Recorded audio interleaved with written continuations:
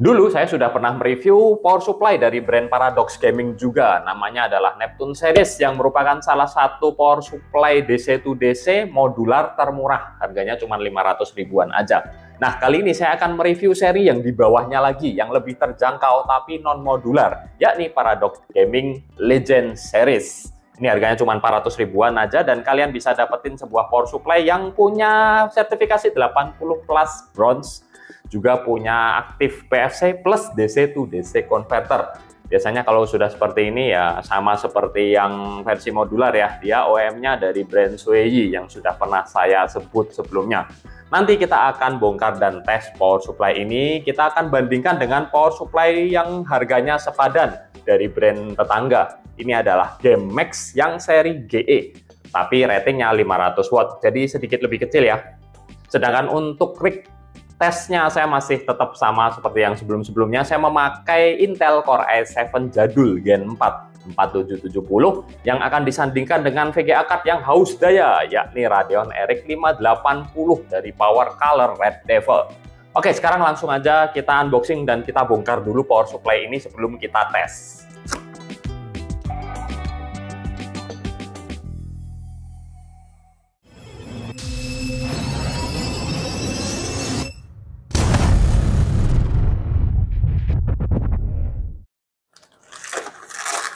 Paket penjualan power supply yang satu ini agak pelit ya. Kita cuman dapat ya unit power supply-nya ini sendiri tentu saja, dan sebuah kabel power yang tebalnya standar.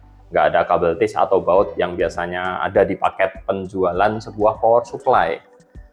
Di sini kita dapetin saklar on off, jelas sudah menjadi standar sebuah power supply yang benar, dan kemudian ada label di sini yang bisa kita baca. Untuk output 12 voltnya dia ada di 45 ampere guys, dengan maksimal total 540 watt.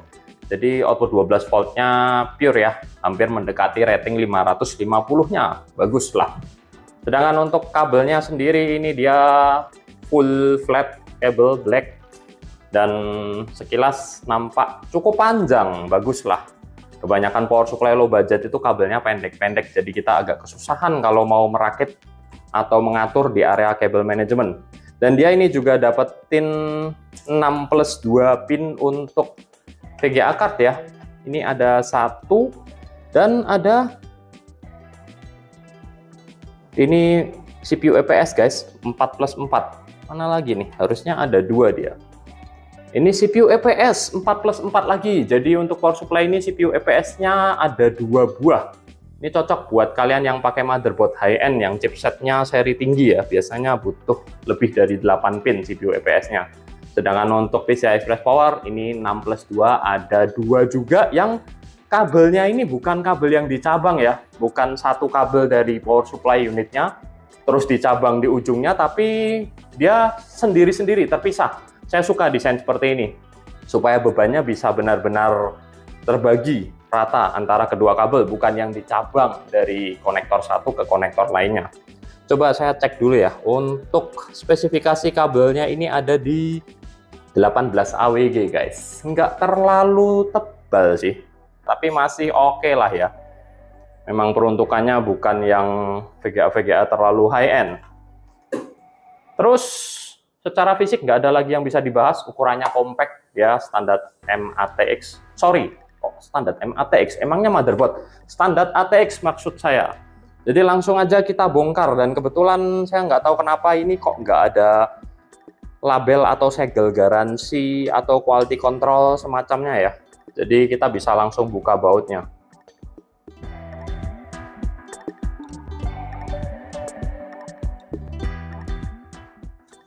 Oke, bagian dalamnya seperti ini guys. Kipasnya mirip ya dengan yang seri Neptune Series kemarin. Memang karena ini mungkin OEM-nya sama Shuei, dan bahkan boardnya pun warnanya juga hijau sama. Jadi warna-warna retro begitu ya. Secara komponen saya lihat sekilas cukup rapi, bagus, walaupun nggak terlalu lengkap-lengkap banget ya.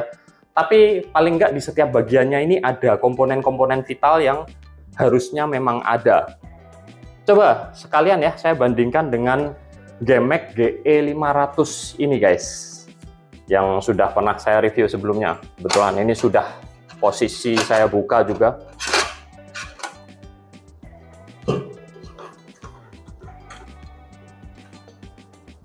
Nah, seperti ini. Saya bukan ahli elektronika, jadi kalian kalau yang ahli elektronika dan bisa menjelaskan lebih dalam perbedaan plus minus antara kedua power supply ini dan komponen-komponennya, bisa kalian tambahkan di kolom komentar ya. Saya jelaskan secara singkat aja sepengetahuan saya. Jadi untuk yang GMAX GE500 ini dia terlihat lebih compact dan lebih lengkap sih untuk komponen-komponennya. Misal untuk filtrasi input AC, di sini dia ada double layer untuk filter EMI, plus di sini juga masih ada kapasitornya saat masuk dari stop kontak. Sedangkan yang Paradox Gaming Legend ini nggak ada, dia langsung masuk ke sekring, dan di sini sih ada EMI filter ya, ada induktor toroid dan kapasitor, kemudian baru masuk ke bridge rectifier yang model baru, modelnya kotak seperti ini. Setelah keluar dari bridge rectifier, ini ada lagi APFC unit, ada induktor toroid untuk menyetabilkan arus, dan dia juga jelas ada kapasitor utama yang mereknya apa ini, nggak jelas, Samson. Merek kapasitor utamanya Samson dengan kapasitas 270 mikrofarad 400 volt. Kapasitor utama yang standar sih brandnya. Ya paling nggak lebih bagus lah daripada power supply low budget yang harga 300 ribuan, kadang kapasitornya nggak jelas. Ini masih ada sedikit nama merek.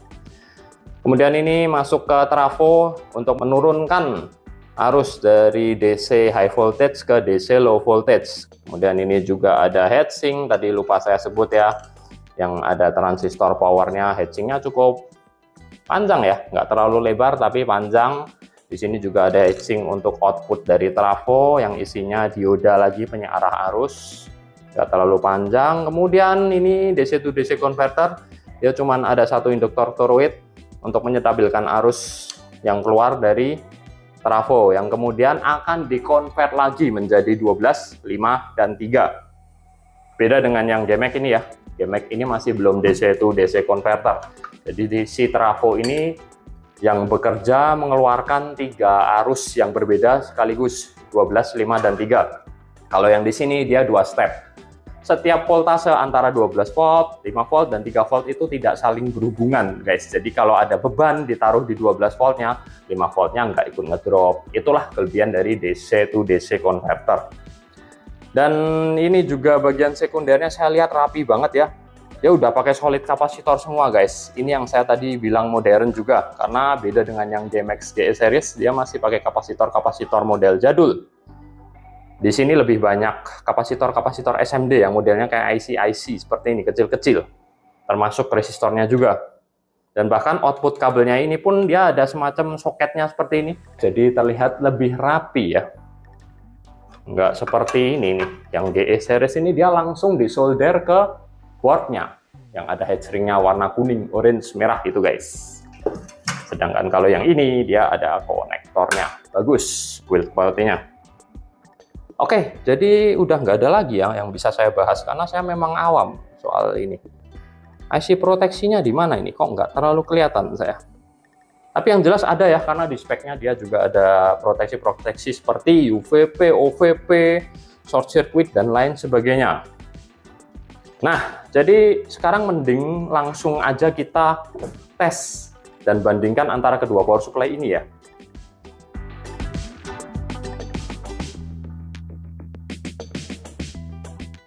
Guys, ternyata ada segel garansinya di sini. Bukan garansi sih, ini quality control pass yang ada di samping, jadi bukan di bautnya. Ini udah langsung rusak ya.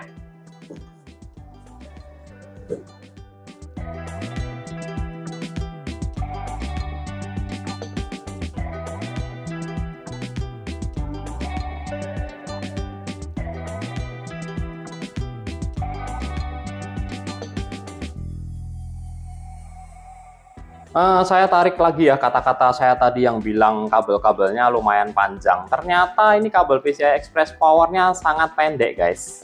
Ini aja sampai saya harus agak sedikit mepet begini ya, ketarik soalnya. nyampe sini. Kemudian alat untuk pengetesan seperti biasa, sederhana aja. Ini ada sebuah power meter atau wattmeter untuk melihat tarikan daya dari stop kontak, sekaligus untuk membandingkan efisiensinya nanti seperti apa. Dan yang di sebelahnya ini multitester dari brand Zotac ZTM1 untuk melihat output 12 volt power supply ini. Jadi langsung aja ya, ini saya sajikan perbandingan tes head to head antara kedua power supply. Yang pertama-tama di kondisi idle Windows 10 PC saya, yang mana watt yang terbaca di power meter untuk Paradox Gaming Legend 550 ada di kisaran 34,5 sampai 35an watt. Sedangkan GameX GE500 bacaan konsumsi dayanya sedikit lebih ngirit atau lebih efisien, cuma beda sekitar 1 watt aja sih. Mungkin ini cuma beda di kebutuhan daya internal power supply ini sendiri, tapi yang jelas ya tetap lebih efisien secara angka.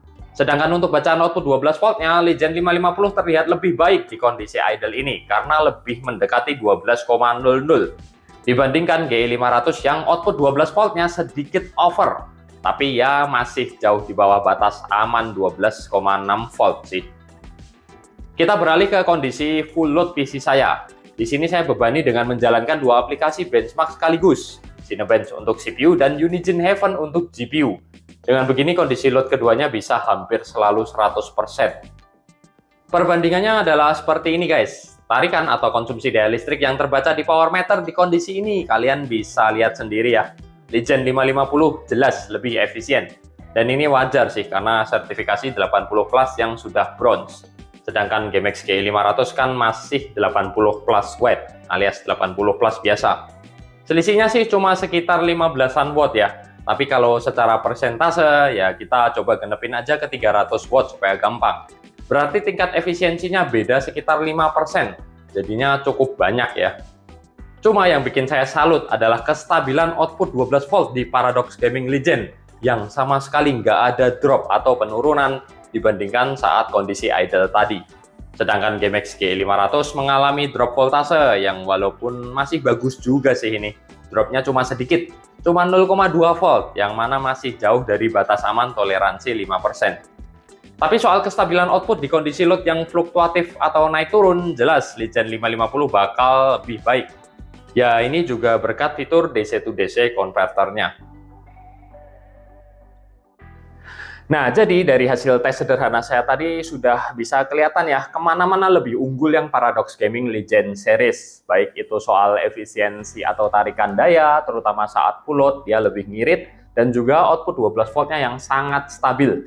Mungkin salah satu minusnya Paradox Gaming Legend ini kalau dibandingkan dengan GameX GE500 adalah dia ini inputannya belum full range guys.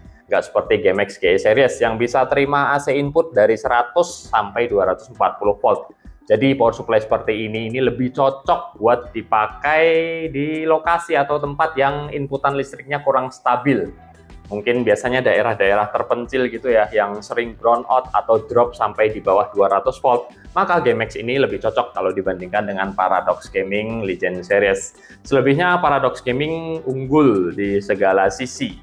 Oke, jadi mungkin gitu aja review Paradox Gaming Legend Series saya kali ini. Saya Hendy, pamit dulu dan makasih udah nonton.